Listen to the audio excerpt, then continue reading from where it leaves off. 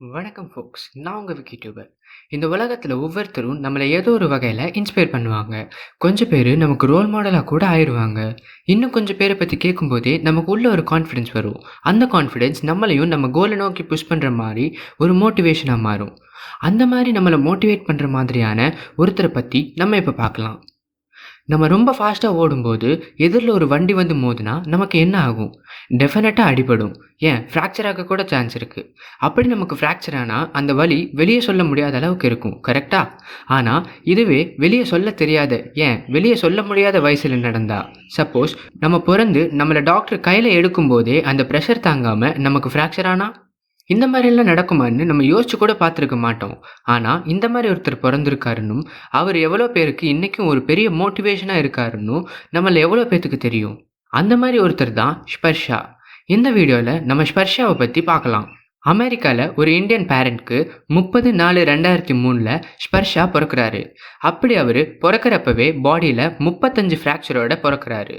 இதை பார்த்து doctors treatment பண்ணலான்னு அவர் கையில் எடுக்கும்போது மறுபடியும் அவர் போன்ஸ் எல்லாம் உடைய ஆரம்பிக்குது. ஏன் இந்த மாதிரி ஆகுதுன்னு டயக்னைஸ் பண்ணி பார்த்தா அவருக்கு ஆஸ்டியோஜெனசிஸ் இம்பெர்ஃபெக்டா அப்படிங்கிற ஒரு ஜெனட்டிக்கல் டிஸார்டர் இருக்கிறது தெரிய வருது. இதனால் இவரோட போன்ஸ் எல்லாம் ரொம்பவே வீக் ஆகி அவர் எந்திரிச்சு நின்னாலே அவரோட பாடி வெயிட் தாங்காமல் போன்ஸ் எல்லாம் ஃப்ராக்சர் ஆயிரும். யாராவது அவருக்கு ஹேண்ட்ஷேக் கொடுத்தா கூட அவரோட கை ஃப்ராக்சர் ஆயிரும். அப்படி பிறந்த அவருக்கு ரொம்ப சின்ன வயசுலேயே நிறைய தடவை போன்ஸ் ஃப்ராக்சர் ஆகுது. அவரோட 13 வயசில் 140 தடவைக்கு மேலே அவருக்கு மல்டிபிள் ஃப்ராக்சர்ஸ் ஆகுது. அதனால் அவர் எல்லாத்தையும் ஒரு வீல் சேரில் உட்காந்துட்டே பண்ண ஆரம்பிக்கிறாரு. அவருக்கு இந்த மாதிரி ஒரு டிசபிலிட்டி இருந்தாலும் அது அவரோட சந்தோஷத்தை கெடுக்கக்கூடாதுன்னு அவரோட பேரண்ட்ஸ் ரொம்பவே ஸ்கேர் எடுத்து அவரையும் நார்மலான ஒரு சைல்டு மாதிரி ஸ்கூலுக்கெல்லாம் அனுப்புகிறாங்க. ஸ்பர்ஷாக்கு 6 வயசு இருக்கும்போது சம்மர் வெக்கேஷனில் பிக்னிக் போகலாம்னு ஃபேமிலியோட அவர் காரில் போகிறாரு. அப்போ அவங்க அப்பா காரில் ஒரு சாங் ப்ளே பண்ணுறாங்க. மறுபடியும் செகண்ட் டைம் தெரியாமல் அதே சாங் ப்ளே ஆகுது. ஆனால் இந்த தடவை அந்த சாங் ப்ளே ஆகும்போது ஸ்பர்ஷாவும் அது கூடவே சேர்ந்து பாட ஆரம்பிக்கிறாரு. சரின்னு வேற ஒரு சாங்கை ப்ளே பண்ணிவிட்டு அதை செகண்ட் டைம் ப்ளே பண்ணால் அந்த சாங்கையும் அது கூடவே சேர்ந்து ஸ்பர்ஷா பாட ஆரம்பிக்கிறாரு. அதை பார்த்து அவங்க அம்மா ஃபிசிக்கலி அவர் எவ்வளோ வீக்காக இருந்தாலும் மென்டலி எவ்வளோ ஸ்ட்ராங்காக இருக்காருன்னு அதை பார்த்து ரொம்பவே சந்தோஷப்படுறாங்க. இந்த மியூசிக் தான் அவரோட லைஃபவே மாற்ற போகுதுன்னு அவரை இந்தியன் கிளாசிக்கல் மியூசிக் கிளாஸ்லேயும் வெஸ்டர்ன் ரேப் மியூசிக் கிளாஸ்லேயும் சேர்த்து விடுறாங்க.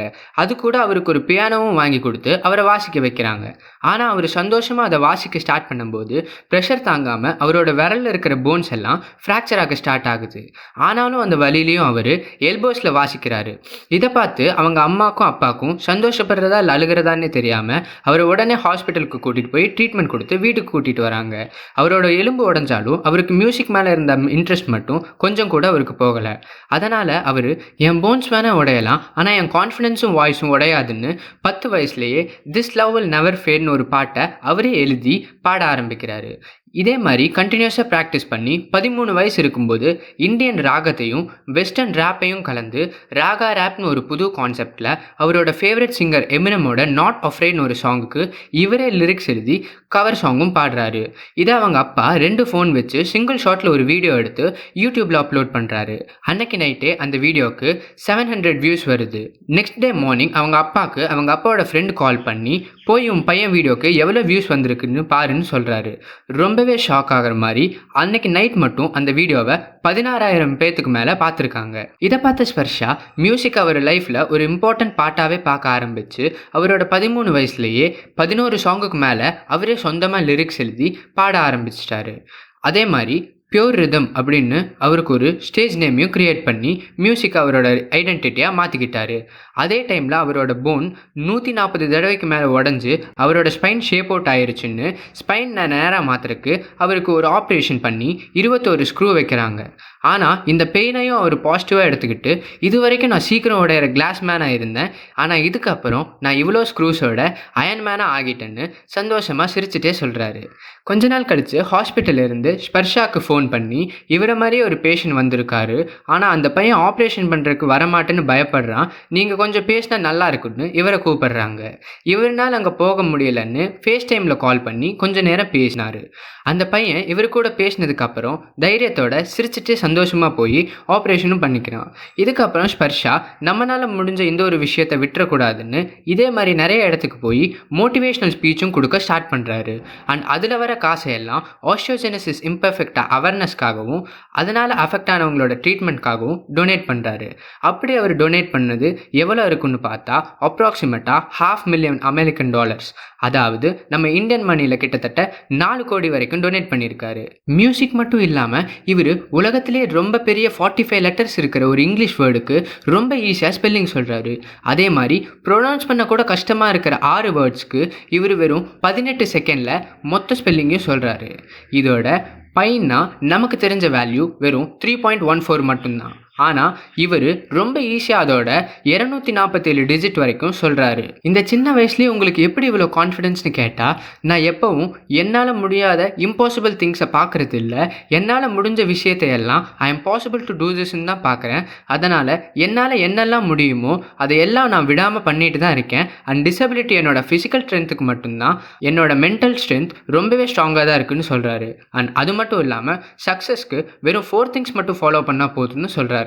அப்படி இவர் சக்ஸஸ்க்கு சொல்கிற டிப்ஸ் என்னன்னா, 1, ஃபைண்ட் யுவர் பேஷன். உங்களை எது ரொம்ப அட்ராக்ட் பண்ணுதோ இல்லை எது உங்களுக்கு நல்லா வருதோ அதை ஃபாலோ பண்ணுங்கள். உங்களுக்கு பிடிச்ச ஒரு விஷயத்த பண்ணும்போது தான் உங்களால் இன்னும் நல்லா வேலை செய்ய முடியும்னு சொல்கிறாரு. 2வது, never hold yourself back. எதுக்காகவும் உங்களை தடுக்காதீங்க. உங்களால் முடியலைன்னாலும் உங்களுக்கு பிடிச்சதை கடைசி வரைக்கும் ட்ரை பண்ணுங்கள். ஆனால் என்னால் இதெல்லாம் பண்ண முடியுமான்னு அதே இடத்துல நிற்காதீங்க. ஏன்னா நிற்கக்கூட முடியாத என்னாலேயே இவ்வளோ பண்ண முடிஞ்சிருக்குன்னா அப்போ உங்களோட கெப்பாசிட்டி என்னன்னு நீங்களே டெஸ்ட் பண்ணி பாருங்கன்னு சொல்கிறாரு. 3வது, ஹெல்ப் அதர்ஸ். பெருசாக இல்லைன்னாலும் உங்களால் முடிஞ்ச அளவுக்கு நீங்கள் ஹெல்ப் பண்ணுங்கள். அப்படி பண்ணால் அதில் வர ஹாப்பினஸ்ஸே உங்களை இன்னும் ஹெல்ப் பண்ணணும்னு மோட்டிவேட் பண்ணும். அண்ட் ஹெல்ப் பண்ணுறதுக்காகவாச்சு நீங்கள் இன்னும் கொஞ்சம் வேலை செய்வீங்கன்னு சொல்கிறாரு. 4வது, ட்ரீம் பிக். நீங்கள் எவ்வளோ பெருசாக ஆசைப்பட முடியுமோ அவ்வளோ ஆசைப்படுங்க. ஆட்டோமேட்டிக்காக அதோட ஒரு சின்ன ரிசல்ட்டாவது உங்களுக்கு கிடைக்கும். அண்ட் அதுவே உங்களோட அந்த பெரிய ட்ரீம்க்கு உங்களை மோட்டிவேட் பண்ணணும்னு சொல்கிறாரு. அண்ட் இவரோட ட்ரீமாக இவர் என்ன சொல்கிறாருன்னா, இவர் ஒரு தடவையாச்சு 100 கோடி பேத்துக்கு முன்னாடி ஒரு லைவ் கான்சர்ட் பண்ணணுன்னு சொல்கிறாரு. அண்ட் ரொம்ப இன்ட்ரெஸ்டிங்காக, என்னால் மற்றவங்க மாதிரி என் ஃபுட் பிரிண்ட்ஸை விட முடியலன்னாலும் என்னால் முடிஞ்ச வரைக்கும் என்னோடய வீல் ட்ராக் பிரிண்ட்ஸையாச்சும் நான் விட்டுட்டு தான் போவேன்னு சொல்கிறாரு. இந்த வீடியோ உங்களை பெருசாக இல்லைனாலும் சின்னதாகவாச்சும் இன்ஸ்பயர் பண்ணியிருக்குன்னு நான் நினைக்கிறேன். அண்ட் அடுத்து நான் எதை பற்றி வீடியோ போடணுன்னு கமெண்ட் பண்ணுங்கள். இல்லைன்னா என் சேனலில் இருக்கிற இன்ஸ்டாகிராம் ஐடிக்கு டிஎம் பண்ணுங்கள். தேங்க்யூ மக்களே.